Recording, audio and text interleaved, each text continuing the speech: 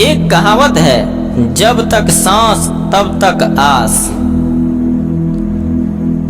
तो क्या करो, पीव मिलन को ठानिए। संसार में शरीर बहुत तरह के हैं। 4 खानियों में 84 लाख प्रकार की योनियां हैं। एक एक योनि में कितने प्रकार के जीव हैं, ठिकाना नहीं।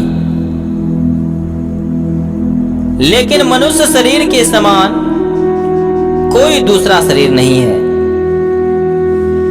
मनुष्य शरीर में ही प्रयत्न करके अंधकार से प्रकाश में जा सकते हैं, किसी दूसरे शरीर से नहीं जा सकते हैं। इसलिए प्रयत्न करो, रहिए ना परिसोय, बहुड़ी नहीं मनुखा देहे। ज्ञान और ज्ञान निद्रा में सोए हुए क्यों हो, बार बार यह शरीर मिलने वाला नहीं है।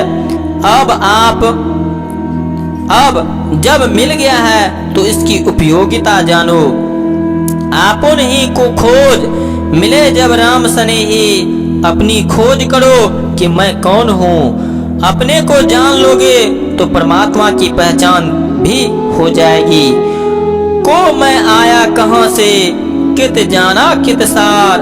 को मम जननी को पिता, या को कहिए विचार। एक बंगाली महात्मा ने बड़ा अच्छा कहा है, आमी आमी करे बुझते ना पारे, के आमी आमाते आछे की रतन। कौन शक्ति बले बेराय चले बले, कार्य अभावे है देह अचितन। देह माजे आछे प्राणी रे, संचार ताय ते बले आमे वा आमार। प्राण गेले चले हवे सवाकार, केवार कोथाय रवे धन जन। हम तो करते हैं, लेकिन हम कौन हैं। कभी अपने से भेंट हुई है। कितने बरस हो गए इस शरीर में रहते हुए, अभी अपने से भेंट नहीं हुई। कभी अपने से भेंट नहीं हुई। हमारे और हमारे शरीर के संबंध के बारे में भगवान कृष्ण ने बताया है। बांसा से जीर्णानि यथा विहाय, नवानि गृहणाति। नारो प्राणी तथा शरीराणि विहाय, जीर्णान्यानि संयाति नवानि देहि।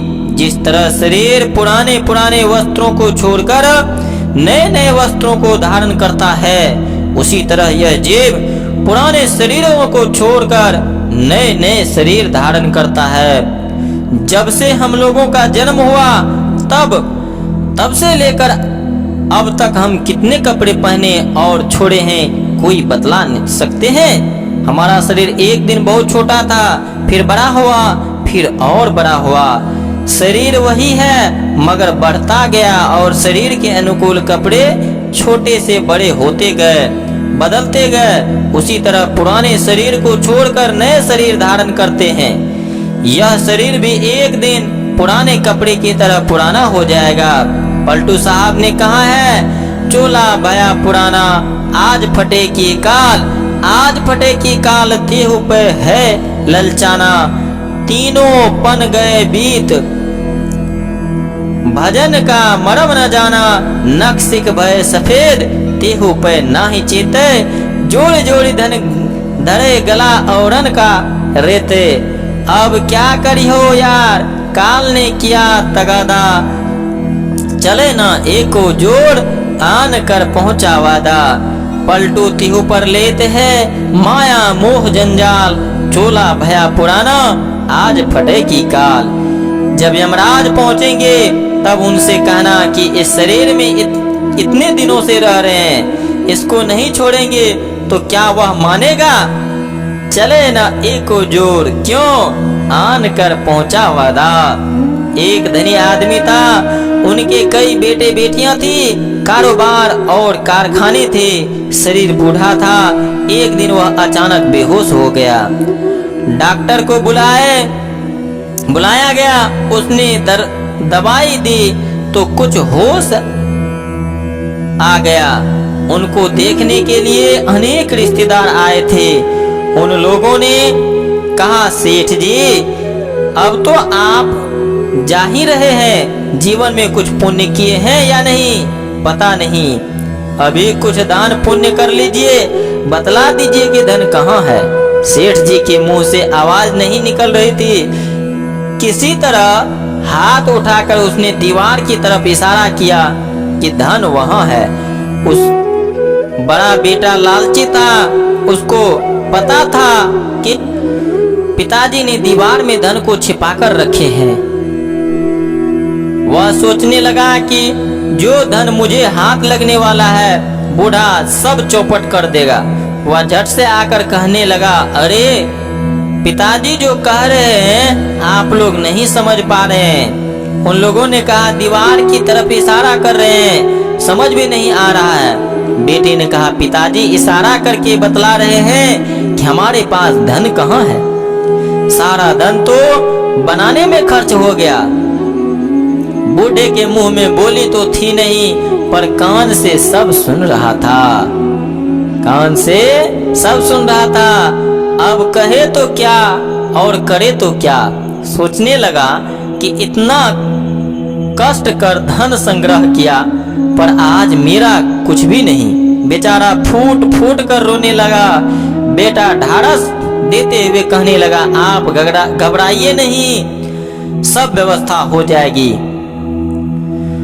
बूढ़ा रोते रोते फिर बेहोश हो गया। किसी तरह होश में लाया गया। परिवार के सब कोई सेठ जी को घेर कर बैठे हुए थे।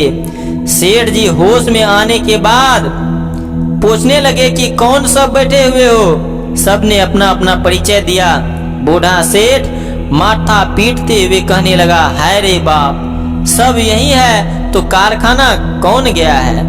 इतना कहते ही उनका राम नाम सत्य हो गया।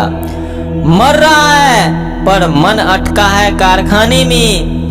पलटू तेहू पर लेते हैं माया मोह जंजाल।